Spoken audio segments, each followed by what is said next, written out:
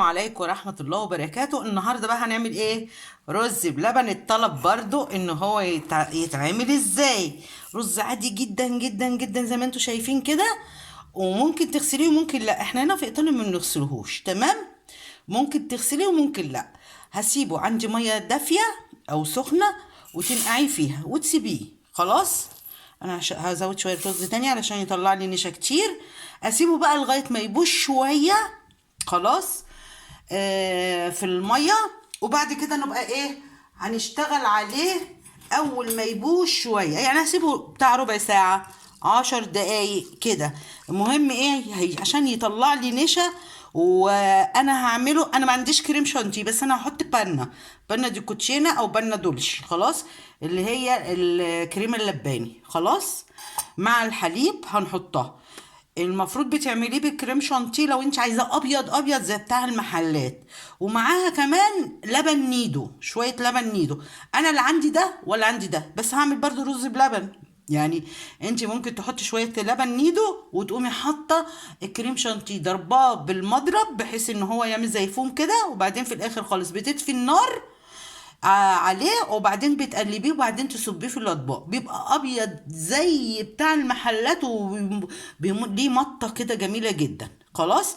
بس انا النهارده هعمله اقتصادي للي مش مقتدر ان هو يجيب الحاجات دي، يعملوا رز عادي وهينقعه وبعدين نحط اللبن، وممكن تحط شويه نشا مع شويه لبن وتضربيهم عادي. هنحط النهارده بقى، انا بقى من عندي هزود احط الكريمه اللباني. خلاص. انا هسيبه يتنقع وبعدين اروح حطاه على البوتاجاز واوريكم خطوه خطوه.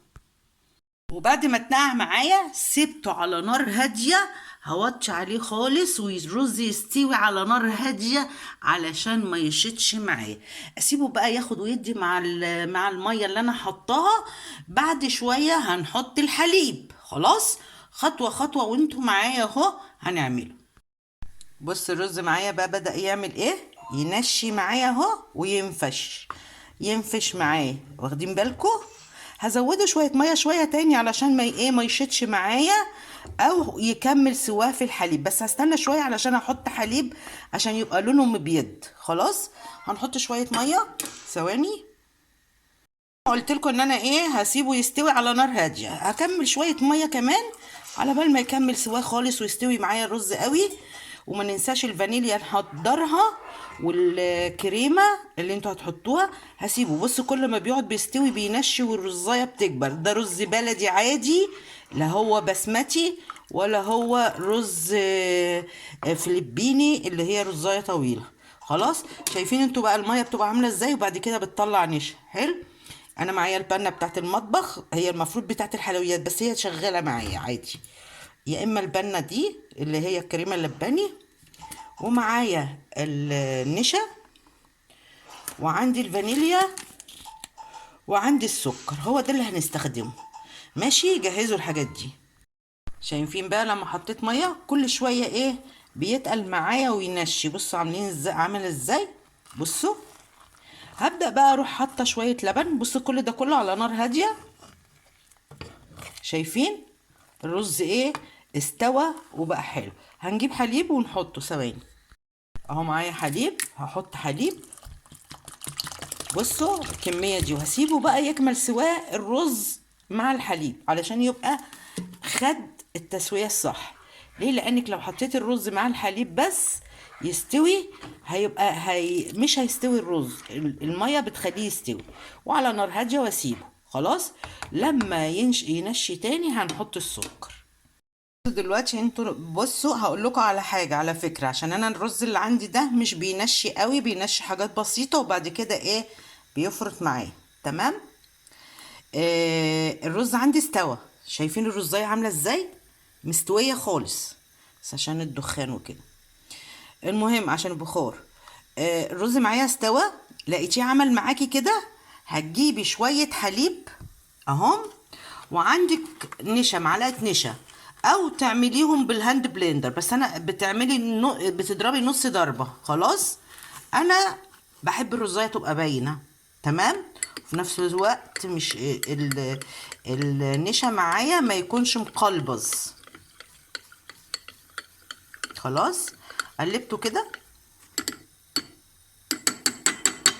عندك مصفى ولا اي حاجه تصفي بيها، مش عايزه.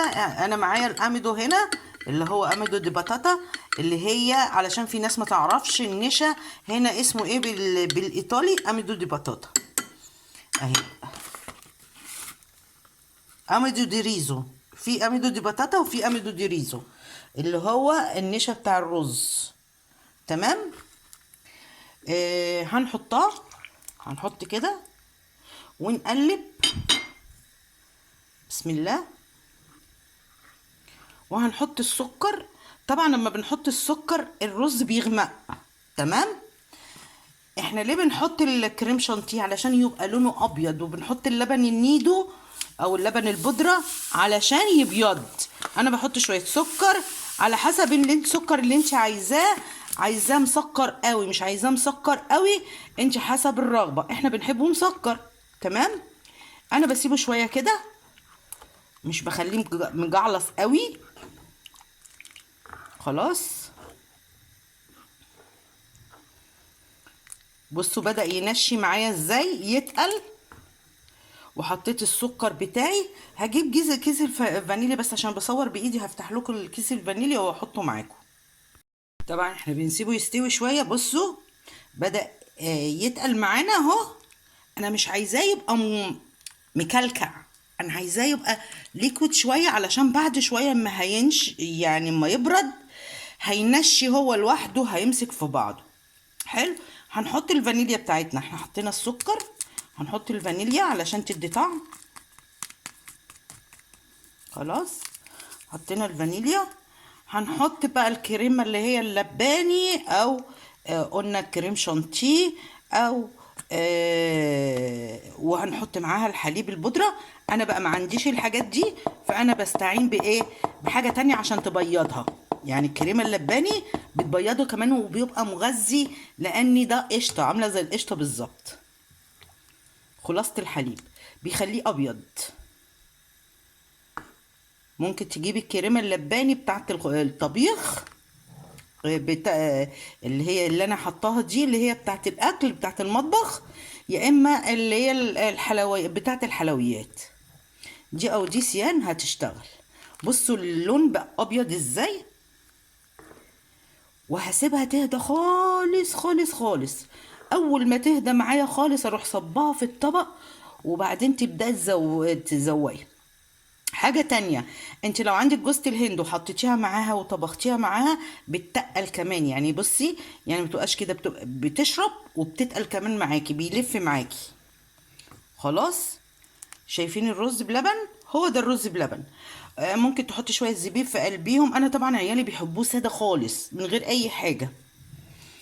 وانا كده كده ما عنديش مكسرات ولا حاجه علشان ايه ازوق بيها، بس انا عملته علشان خاطر اختنا حبيبتنا اللي سالتني عليه ونفسها تعمله. فانا قلت ايه، هي عارفه تعمله، بس انا ايه، بدل ما اكتب لها الوصفه كده كده جبت السيره بتاعت الرز بلبن.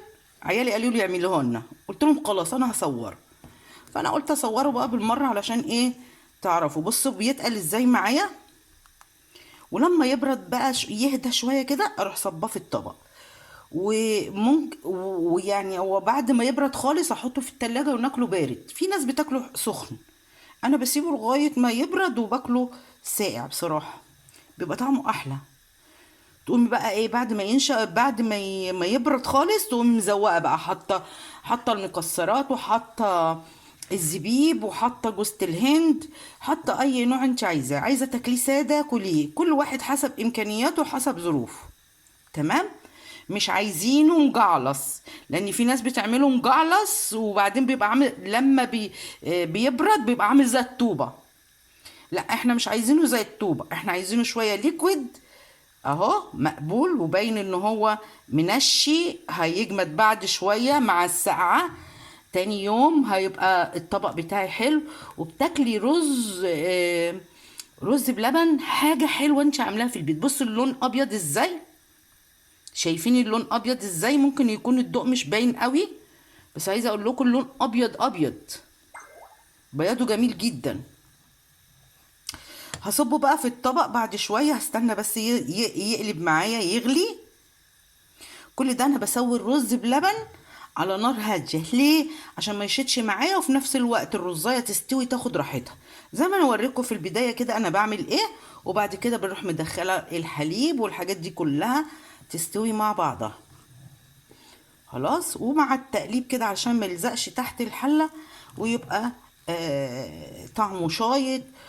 مع ان في ناس بتشيطه، يعني المحلات الكبيره بتشيطه عشان تدي طعم. في ناس تقول لك الله ده جميل، بس مش باين لان الفانيليا خلاص طفت الشغلانه دي. وبابا الله يرحمه كان بيشيط الرز بلبن.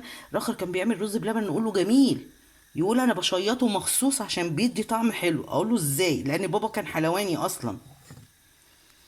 بصوا بقى يتقل معايا ازاي، شايفين يا بنات؟ شايفين؟ اديني اهو بديكوا افكار حلوه.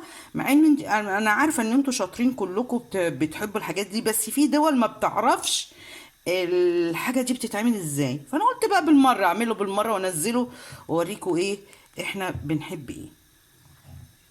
هنا عملته لطلاينة اكلوه، وفي ناس ما حبتهوش. يقولوا لك الرز معروف ان هو حادق. عارفين زي ايه؟ زي الكسكسي كده، احنا بناكله اللي هو الكسكس، احنا بناكله ايه؟ بناكله معسل. هنا بياكلوه بالخضار والحاجات دي، ما يعرفوش المعسل، بس ما دقوه مني ان هو مسكر قالوا لي حلو جدا على فكرة، مش وحش، حبوه. بصوا كده، هقفل بقى واصبه في الطبق واوريكم بقى يتصب في الطبق ازاي. بصوا بقى يقلب معايا، بياخد غلوة اهو، شايفين؟ بيكمل سواه. وعايزه اقول لكم ريحه الفانيليا والرز بلبن جميله رهيبه، مش قادره اقول لكم. بصوا، شايفين؟ شويه الرز عملوا لنا ايه، حله حلوه، ومتعت العيال واكلتهم حاجه حلوه. هطفي بقى عليه طالما قلب كده معايا خلاص، والنشا لف معايا. في ناس ما بتحطش نشا، لما بيكون الرز ما بينشيش لازم تحط نشا. نشا رز، نشا بطاطس، نشا بطاطا، سيان، هي في نفس المعنى. بصوا كل ما بتغلي بتتقل. خلاص، يلا. لو حسيتي ان هو برضو ما تقلش معاكي وحابه ان انتي تديله ضربه واحده بس بالهاند بلندر، هيلف معاكي ويبقى تقيل اهو. بصوا بقى بيقلب ازاي، شايفين النار بتقلبه ازاي كده. هصبه بقى في الطبق واوريكم. بصوا، بصوا بقى يتقل ازاي، شايفين؟ شايفين التقل بتاعه؟ احنا عايزينه يوصل للسماكه دي علشان احنا ناكل رز بلبن بجد. بصوا، انا بحب الرز انه يكون ظاهر في قلب الرز بلبن بصراحه، ما بحبش اخفيه. في ناس بتضربه خالص وتخليه كده مش ظاهر، يعني كام رزايه بس. لا، انا بحب الرز تندغي تندغي. بصوا، هطفي عليه بقى واصبه في الطبق واوريهولكوا. دي اخر حاجه عملناها النهارده، رز بلبن. خلاص، وانا اهو بقى بصوا، ممكن تحطيها في بوله كده او بوله كده او بطرمان كده، او تحطيها في كوبايات كده اهوت، مفيش مشكله. انا بحبها في الكوبايات بصراحه، ليه؟ لما انها بتبقى في التلاجة ما بتاخدش مساحه. تمام. ممكن كوبايات بلاستيك او اطباق بلاستيك اللي هي بتاعه العيد الميلاد وتعمليها. وبكده خلص الفيديو بتاعي. بعد ما بتبرد بقى بتقومي حاطه المكسرات بتاعتك فوق الوش، وتحطي حته قشطه، تحطي اي حاجه انت نفسك فيها. تمام. ويا ريت ما نكترش في السكريات علشان خاطر السكر والكوليسترول ما يعلاش معانا.